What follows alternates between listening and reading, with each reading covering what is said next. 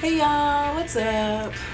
It's Jade from the Black Creatures, and it's time for another Thirsty Thursday. Beep boop. Don't mind me, just being human. Y'all, I'm about to graduate. It doesn't feel like it. It feels like imposter syndrome, because it's probably the most ideal possible circumstance for that feeling. But what do I say about this group of people that I love so much? I was trying to find a way, come on.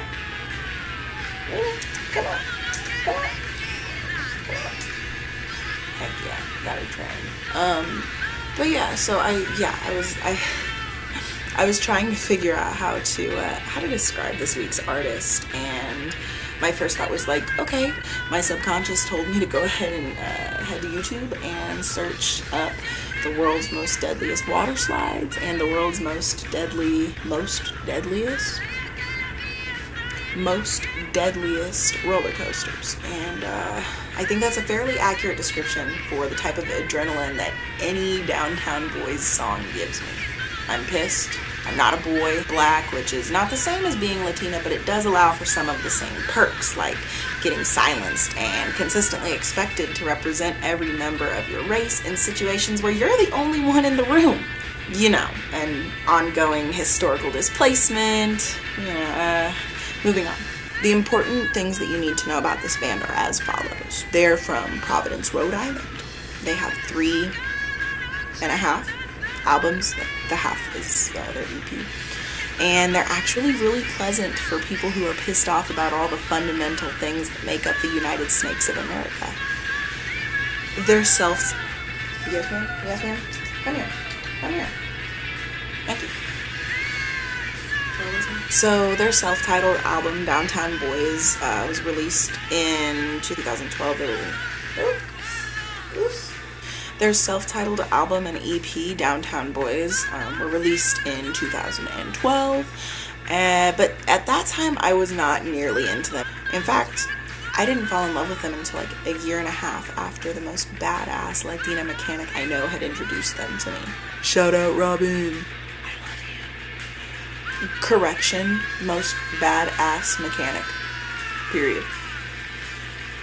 I know a couple other cool mechanics though, come to think of it. Downtown Boys makes me think of the kind of music I've always wanted to hear from the punk genre since the days of Bad Brains, Bikini Kill, Yaphet Kotto. Not sure if they make the punk list, but they make the list for their lyrical content, if nothing else. And then, of course, a bunch of white, male-dominated punk bands that I'd rather not mention the names of because you probably heard them before. Actually, I didn't really have a relationship with punk music even in my aggro teens. Instead, I turned to alternative rock, metal, hard hip-hop, stuff like that. I wasn't really around that kind of music, and most of the kids around me who were way too concerned with their image to teach someone like me about punk music. That's not shade though. They've grown a lot, most of them.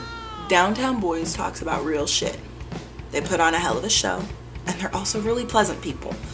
I'm terrible at small talk also, so we got along super well after their Kansas City show. If you're watching this, Victoria, Mary, and the dudes whose names I forgot, you all deserve a lot more recognition. And if you want to do another show in KC, I got you. I'll help. I got it. I'll help.